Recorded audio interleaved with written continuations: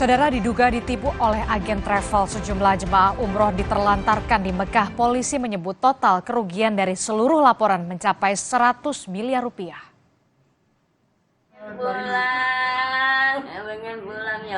Belasan jemaah umroh menangis karena terlunta-lunta selama 1 bulan di Mekah, Arab Saudi.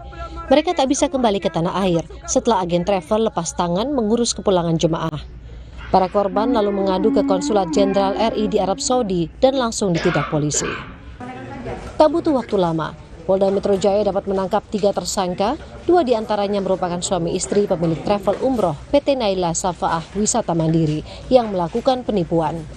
Tersangka ditangkap di sebuah hotel di Yogyakarta. Salah satu tersangka, Mahfudz Abdullah alias Abi, merupakan residivis kasus yang sama pada tahun 2016 silam. Ini kalau dilihat ketika 2016 ia tertangkap residivis dengan kasus yang sama, modusnya ini mirip nggak Bu dengan yang dilakukan pada saat ini? Hampir mirip. Kalau dulu dia menghimpun kemudian tidak memberangkatkan, dan sekarang dia menghimpun dan tidak memberangkatkan, tambah lagi dengan penelantaran di Mekah. Oke, ini saya jadi penasaran, kalau seorang residivis dengan kejahatan penipuan umroh, sebenarnya boleh ya Bu, ia membuka bisnis yang sama lagi ketika dia sudah keluar dari masa hukuman? Ini PT-nya berbeda, Pak. Dari tahun 2016 itu dia menggunakan PT Garuda Angkasa Mandiri, dan kemudian saat ini dia menggunakan nama PT Naila Safaah Mandiri Wisata Mandiri. Polisi kini telah menerima 13 laporan penipuan umroh. Total kerugian jemaah mencapai 100 miliar rupiah. Beberapa laporan polisi itu 91 miliar lebih itu dalam berupa uang, termasuk dengan yang di harga itu 339 juta, ditambah dengan aset-aset berupa mobil, rumah, kemudian barang-barang elektronik, ruko juga. Itu dasar sementara yang masih bisa berkembang? Iya, itu masih bisa berkembang karena memang cabangnya banyak di mana-mana, dan kami yakin banyak juga yang belum laporan. Travel umroh PT Naila Safaah Wisata Mandiri memiliki lebih dari 300 cabang di seluruh Indonesia. Polisi masih menyelidiki tersangka lain yang terlibat. Tim Liputan, Kompas TV. Saudara, jemaah yang tidak memiliki tiket pulang sempat terlunta-lunta di sebuah hotel dengan biaya mandiri. Lalu bagaimana kondisi jemaah kita saat ini? Kita berbincang dengan Konsulat Jenderal Republik Indonesia di Jeddah, Eko Hartono. Assalamualaikum, selamat malam waktu Indonesia, Pak Eko. Waalaikumsalam warahmatullahi wabarakatuh. Selamat sore waktu Jeddah. Pak Eko, saya ingin konfirmasi dulu kepada Pak Eko supaya kita juga terang benderang soal video yang viral jemaah umroh terlunta-lunta bahkan sampai menangis itu, video lama pada saat tahun lalu atau video terbaru? Itu video lama, video yang diambil waktu itu bulan September tahun 2022. Jadi keadaan waktu itu memang jamaah sudah sangat desperate ya, sangat mengharapkan bantuan waktu itu. Dan begitu kita KJRI, begitu kita mendapatkan laporan, segera kemudian kita adakan tindak lanjut. Nah memang waktu itu jamaah memang mengaku sudah beberapa lama di situ. Kalau nggak salah sudah sekian minggu gitu. Di hotel itu menunggu kepastian untuk dipulangkan. Jadi sekali lagi itu video lama, video September 2022, dan jamaahnya sudah pada pulang semua. Oke, jadi kita clear ya, itu video viral di media sosial yang sedang ramai diperbincangan itu adalah video pada bulan September 2022. Pada saat bulan September 2022 ini, dari data Konjen RI di Jeddah ini ada berapa jemaah umroh yang terlantar atau terlunta-lunta akibat oknum agen travel umroh ini, Pak Eko? Yang tercatat di kita memang cukup banyak waktu itu, sudah kita laporkan ke pusat. Jadi sekitar 300-an orang waktu itu. Oke, 300-an orang. Berapa hari mereka kemudian bisa diterbangkan kembali ke tanah air? 9 hari, 7 hari kah atau seperti apa?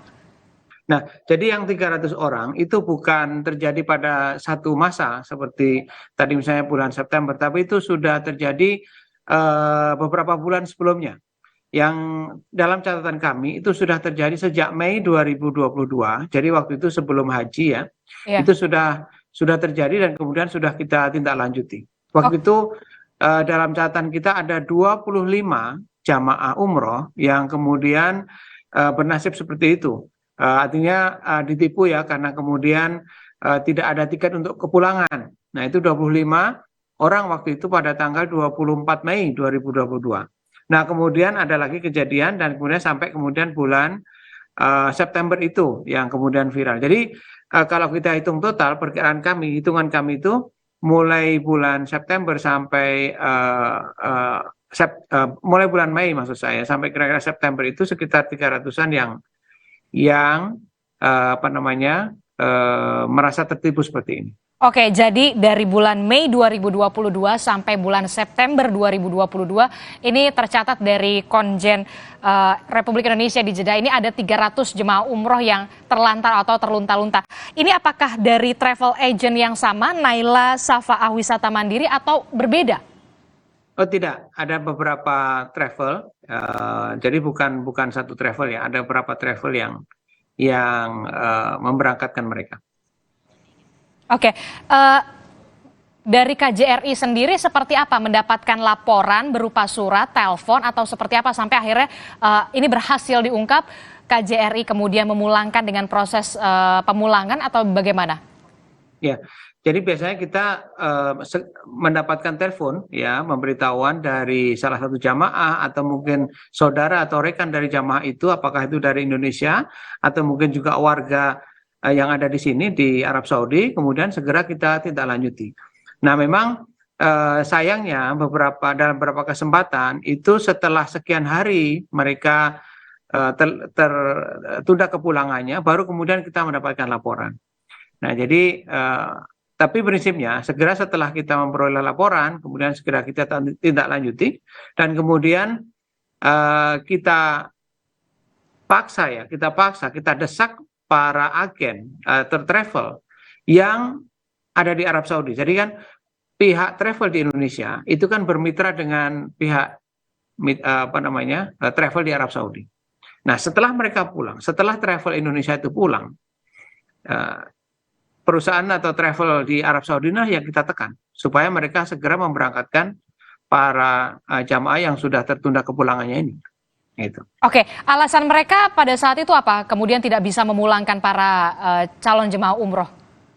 Tidak jelas kenapa mereka. Mestinya tidak ada alasan bagi mereka untuk tidak memulangkan karena flight juga tersedia. Kalau misalnya alasannya karena ketidaksediaan flight, tidak mungkin kan mereka sudah booking sejak sebelum keberangkatan. Semestinya mereka sebelum berangkat itu sudah harus memastikan bahwa tiket kepulangan juga tersedia. Nah, ini yang terjadi kadang para jamaah itu dibekali dengan hanya booking tiket. Nah, tiket itu hanya dalam beberapa kasus tiket itu hanya misalnya sampai ke negara pertama, misalnya Kuala Lumpur, ya, dari Jakarta Kuala Lumpur, kemudian dari Kuala Lumpur mereka itu menunggu 1-2 hari dulu sebelum berangkat, coba. Jadi mereka sudah harus menunggu di situ, baru kemudian dicarikan tiket. Dari Kuala Lumpur mereka terbang lagi, kadang tidak langsung ke Arab Saudi, ada yang terbang dulu ke Sri Lanka, kemudian dari situ ke India. Nah, kemudian dari India baru ke Jeddah atau Madinah. Pulangnya pun begitu juga. Dalam catatan kami, kepulangannya pun juga tidak kemudian langsung ke Indonesia seperti Jakarta atau Surabaya.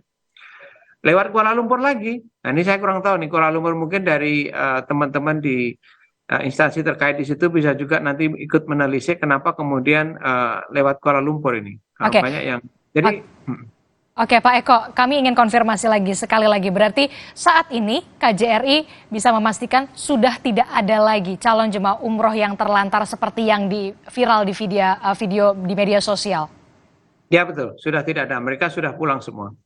Oke, baik, terima kasih Konsulat Jenderal Republik Indonesia untuk Jeddah Eko Hartono telah bergabung bersama kami, sehat-sehat selalu, selamat malam Bapak.